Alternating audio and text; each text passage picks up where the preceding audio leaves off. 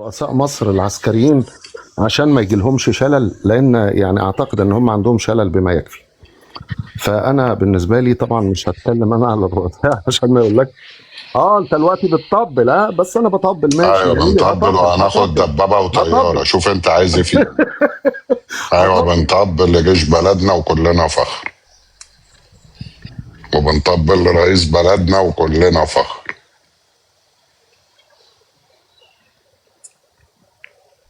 وهيديني دبابه وطياره اقعد اخمس بيهم كمان.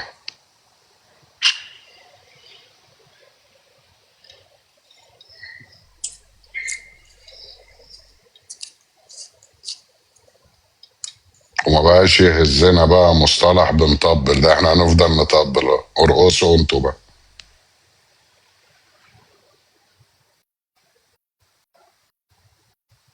محمد المصري مش عاجبه كلامي، لكن من الواضح يعني ان هو الاكونت بتاعه لسه عامله النهارده الصبح.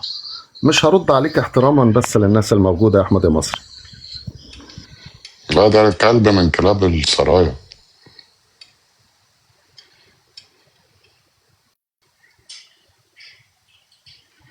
بقى ان يقول لك والله اصل اخلاق اللي بيأيدوا الرئيس اخلاقهم سيئه. طب واخلاقكم انتوا ايه؟ دول زباله، دول رمه، اخلاقكم انتوا دول بالخل والثوم. سفله. اخلاقكم بالخل والثوم. اخلاقكم انتوا نظيفه. الفاظكم انتوا معتدله. تواصلاتكم على الخاص محترمه. تواصلاتكم مع البنات والستات ممتازه. بالله عليكم انا بتكلم على الكبار، ما تخلونيش اتجه للصراصير الصغيره والعلاقات والنزوات. لا صراصير، لا صراصير خلينا نضربهم بالشبشب هنا كده، بلوك ميوت مش يرفص. لا لا انا بتكلم على الصراصير التانية اللي هم موجودين، يعني حتى لو ما دخلوش، واتكلم عن نزواتهم في الخاص، لان والله انا مش بصراحة ما بحبش انزل للمستوى ده. فيعني بتمنى ان هم ما يضطرونيش انزل للمستوى ده واطلع نزواتهم القذرة على الخاص. بتوع اصلا جواز الحمد النكاح. لله، الحمد لله ما كانش ليا تواصل مع حد على الخاص، لكن كانت الاخبار كلها بتجيلي عن نزواتهم القذرة وتواصلهم مع السيدات، ودي كانت من الحاجات اللي انا كنت بفكر فيها. انا فاتح بس وطالع بوشي وبتكلم في السياسة، وممكن اتاخد واتبهدل، وانتوا على الخاص عمالين تحبوا في بعض وعاملين وطنيين قوي. الله يخرب بيوتكم، الله يخرب بيوتكم. ايه الوطنية دي؟ هو انتوا تيجوا عندي تسوقوا الشرف ولاقيكم بتتواصلوا مع ستات على الخاص علشان النزوات تشتغل، توصل لمرحلة اللي عاوز مش عارف. والله العظيم ده ناس منهم طلعت تحكي على، هقول ايه بس هقول ايه، اللي طالع يحكي على مرات اخوه واللي طالع يحكي على مرات. والله يخرب بيوتكم. ايه ده المستنقع اللي انا كنت فيه ده؟ ايه القرف ده؟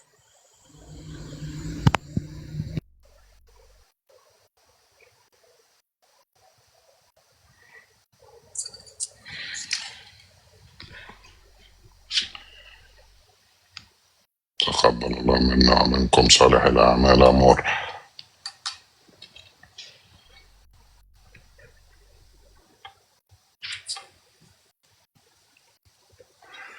احنا دلوقتي هنشتغل على ان احنا نسخنهم ينزلوا الشارع.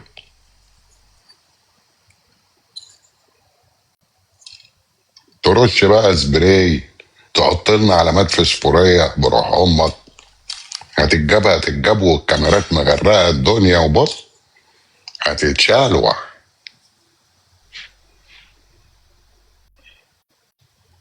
قالوا لازم يكون ازرق.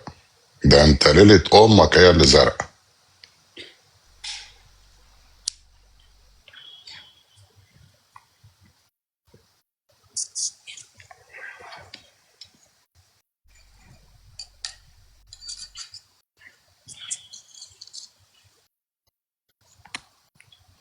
ازرق، ها لون الكيان، اخترتوا اللون بتاع الكيان. يا كفر يا اولاد الكلب.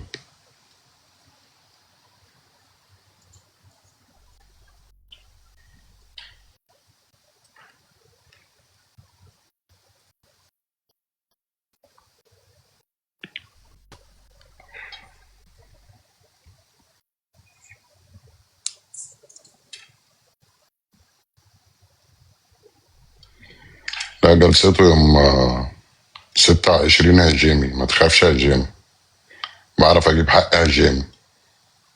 يلا نجري، ازعلك زعل كلب انت وهو.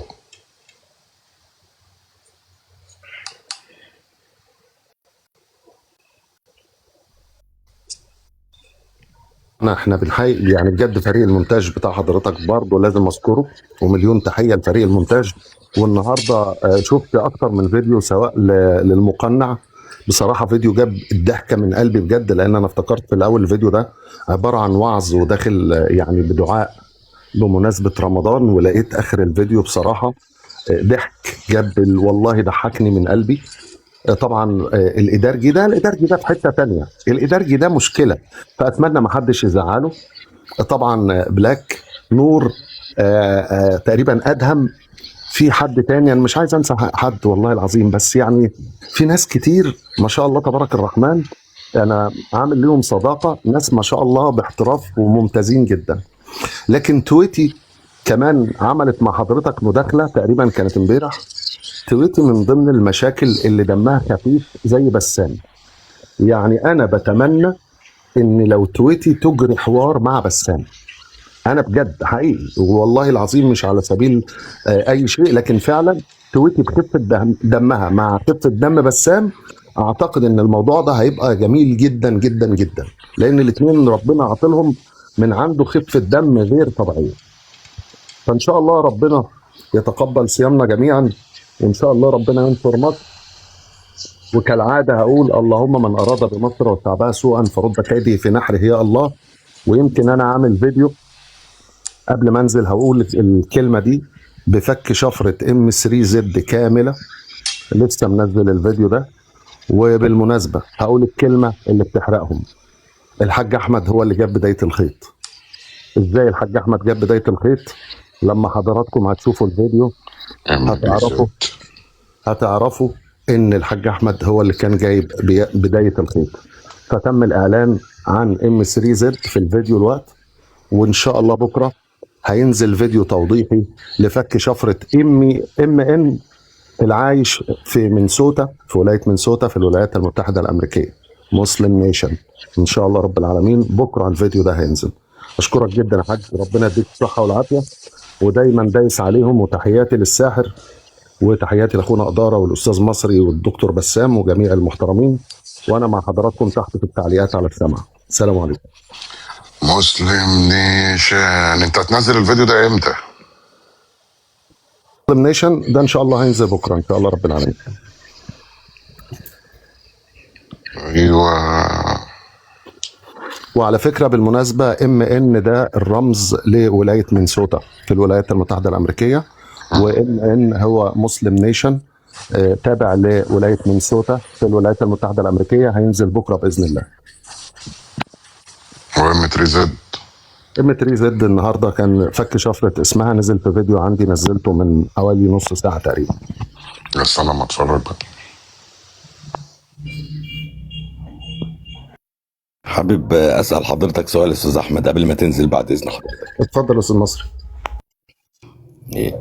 طبعا الفتره اللي فاتت اللي كنت فيها ضمن المعارضه، كان في حاجات البلد عملتها او القياده السياسيه جوه البلد عملتها. يعني ممكن اقول لك ان مثلا في حاجات الدوله اثبتت ان هي ذات سياده، دوله ذات سياده لا تمارس عليها ضغوط، وابتدت تعمل حاجات هي خارج الخطوط الحمراء، يعتبر عن الدولة اللي كان يقال عليها دولة تبعية. ايه الحاجات اللي انت لمستها او حسيت فيها ان الدولة بتتصرف تصرف صح وكان ليك الفخر بيه او حسيت بيه؟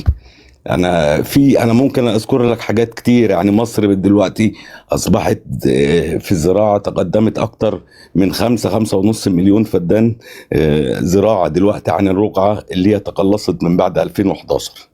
عندك مصر دلوقتي يعتبر في الطرق وفي البنية التحتية تقدمت بشكل كبير، وبقيت من مصاف الدول من رقم فوق 100 لرقم حاجة و20 بالنسبة للطرق. بشكل ثابت النمو الاقتصادي سنويا ما بيقلش عن 4 و4 و2 و3 لحد 4.5%. في حاجات بالنسبة للجيش والتسليح يعني في حاجات كتير. أنا عايز أسمع من حضرتك الحاجات اللي أثرت فيك بالشكل ده وحسيت إن الدولة المصرية يعني قايمة بجهد عظيم في الموضوع ده. هقول لسعادتك كلمة، لأن دايما يمكن لما كنا احنا معارضين كنا بنتكلم على إن إيه الحقيقة على أرض الواقع، وإن الأرقام سهل إنها تتضرب. كنا دايما نقول كده، سهل إنها تتضرب، ونقول الدفاتر دفاترهم والأوراق أوراقهم. لكن أنا هقول الكلمة اللي كل إنسان مصري ما يختلفش عليها. أولا، حدود مصر التاريخية ما اتغيرتش لغاية النهاردة. ثانيا، أهم شيء وأهم مؤسسة في الدولة هي الجيش، والجيش محافظ على ترتيبه انه يكون من افضل 20 جيش على مستوى العالم، وده في حد ذاته انجاز فوق الرائع، لان احنا شايفين ان في جيوش كتير بتسقط وجيوش كتير بتنهار، واحنا شايفين مدى التقدم في التسليح على مستوى العالم مع دول اقتصادها اقوى مننا مليون مرة.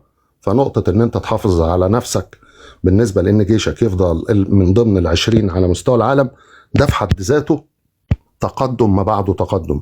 الحاجة الثالثة، ان انت ما جالكش لغاية وقتنا هذا حد يقول لك الارض دي ارضي، ومحدش جه ياخد قطعة ارض ويقول لك معلش الارض دي مش مصرية. الحاجة الرابعة والاهم، ان انت لغاية دلوقت على الكلام القديم اللي بيتقال ان المصريين هيعطشوا، العطش ما حصلش. وكان بيتقال ان المفروض في بعض المحاصيل الزراعية مش هنلاقيها، برضه لغاية دلوقتي ما حصلش. الاسعار غالية على مستوى العالم، لكن في نفس الوقت حتى لو غالية عليك انت كمصري، لكن السلع موجودة، الاكل موجود، الشرب موجود، المية موجودة. يبقى ما فيش اي انسان في الوقت ده له حق ان هو يتكلم. يكفي ان انت عايش في بيتك بتاكل وبتشرب حتى لو على قدك، وفي نفس الوقت جيشك حامي ارضك، مفيش حد دخل على ارضك ولا في بلطجي بيدخل عليك بيتك.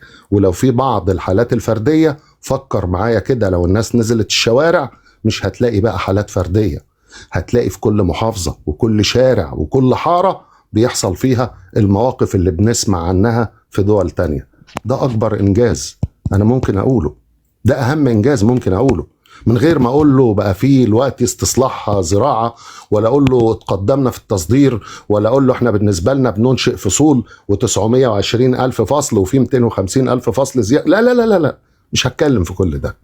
لكن هتكلم ان انا دلوقتي قاعد في بيتي محدش يقدر يخبط عليا، ان انا ابني ممكن ينزل يروح الدرس او المدرسه تجيله لغايه البيت، ان انا ممكن انزل اقعد على الكافيه ولا اقعد على القهوه، ولا ممكن انزل اروح في اي حته. ده في حد ذاته يعتبر نعمه.